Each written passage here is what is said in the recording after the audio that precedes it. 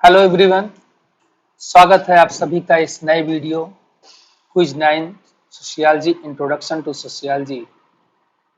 ये क्विज भी समाजशास्त्र के मूल अवधारणाओं से संबंधित है। छात्रों, यदि आपने अभी तक मेरे YouTube चैनल को सब्सक्राइब नहीं किया है तो आप लाल बटन दबा के इसको सब्सक्राइब कर लीजिए, जिससे कि आपको समय पे वीडियो के नोटिफिकेशंस प्राप्त होते रहें। कौन है सामूहिक मस्तिष्क का सिद्धांत किसने दिया है? सामूहिक मस्तिष्क का सिद्धांत किसने दिया है? William McDougall, Malinowski, Hobbes, Spencer. तो सामूहिक मस्तिष्क का सिद्धांत दिया है विलियम मैकडूगल ने। मैकडूगल ने ग्रुप माइंड थ्योरी जिसको बोला कि सामूहिक मन या मस्तिष्क, इसका सिद्धांत दिया। और प्लेटो ने भी अपनी पुस्तक रिपब्लिक में सामूहिक मन या सामूहिक मस्तिष्क के सिद्धांत को स्वीकार किया है और उसको महत्व दिया है। इस सिद्धांत के अनुसार व्यक्ति का मन या मस्तिष्क जो है वो समाज के मन मस्तिष्क के समान होता है। जैसे व्यक्ति का मन मस्तिष्क अपने लिए सोचता है, उसी प्रकार से जो समाज का या सामूहिक मन होता है वो पूरे समाज के लिए सोचता है। ठीक है। प्रश्न नंबर 2 देखते हैं कि निम्नलिखित में से कौन प्रकारवादी सिद्धांतकार है?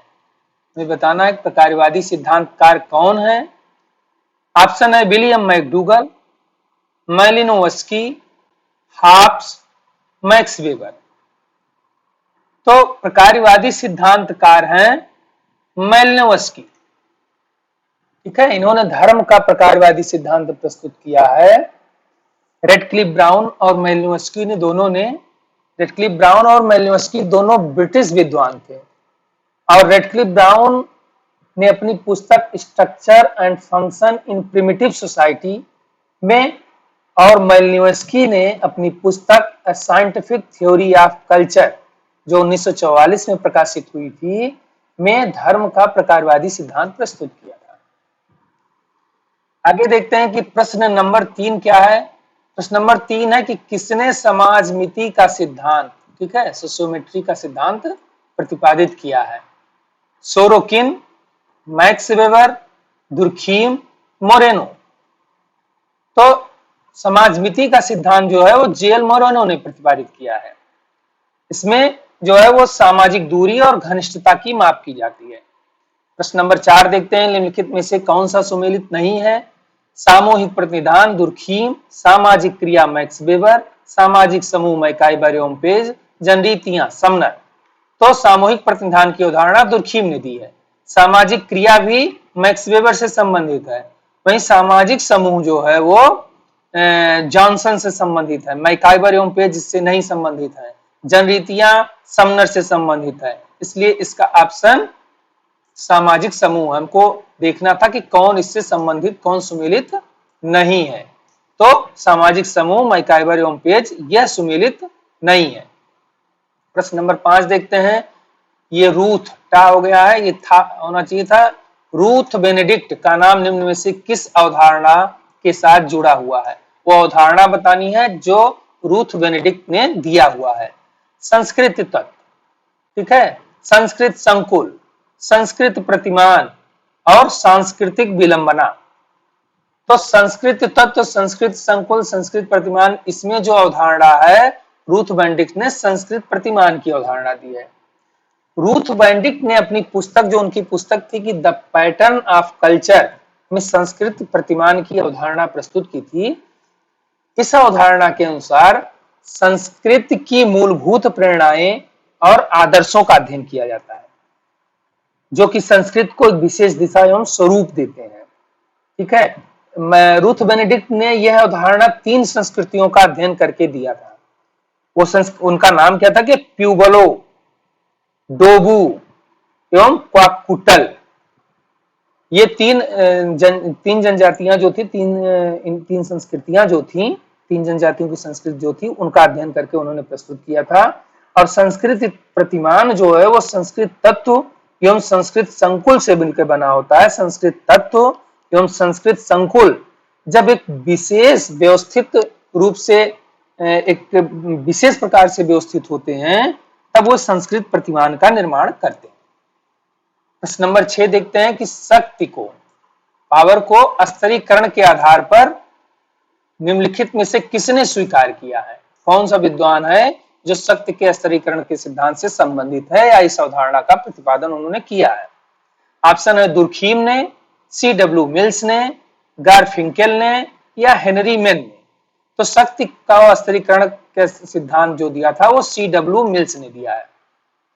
प्रश्न नंबर 7 है कि कौन सा कथन संस्कृत की विशेषता के लिए गलत है? हमें वो ऑप्शन छांटना है जो गलत हो, संस्कृत की विशेषता जो नहीं है। संस्कृति मानव निर्मित है, संस्कृत सीखी जाती है, सभी समाज की संस्कृत एक जैसी होती है, उपर्युक्त में से कोई नहीं। तो संस्कृत की विशेषता है कि संस्कृत मानव निर्मित है, यह एक प्रमुख विशेषता है संस्कृत की। संस्कृत सीखी भी जाती है, हाँ, और सभी समाज की संस्कृत एक जैसी होती है ऐसा नहीं है, प्रत्येक समाज की संस्कृत अलग अलग होती है, सभी समाज की संस्कृत एक जैसी होती नहीं। तो ये ऑप्शन होगा गलत।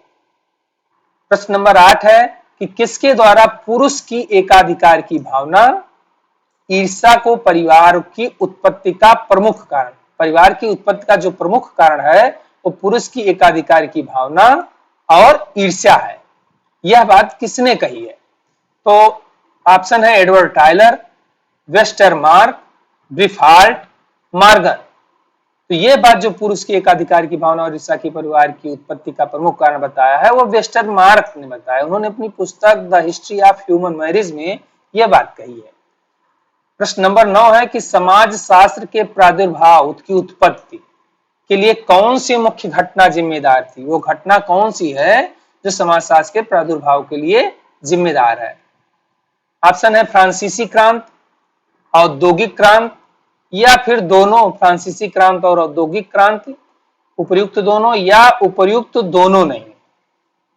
तो समाज शास्त्र के प्रादुर्भाव के लिए फ्रांसीसी क्रांति और औद्योगिक क्रांति यह दोनों ही क्रांतियां जिम्मेदार रही हैं, उत्तरदायी रही हैं। प्रश्न नंबर 10 है समाजशास्त्र प्रमुखता समकालीन समाज का अध्ययन करता है, वर्तमान समाज का, जबकि मानव शास्त्र किसका अध्ययन करता है? अगर समाजशास्त्र समकालीन समाज का अध्ययन करता है तो मानव शास्त्र किसका अध्ययन करता है?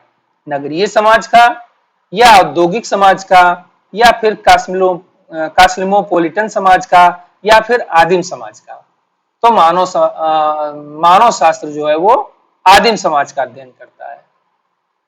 सबमिट करते हैं व्यू स्कोर।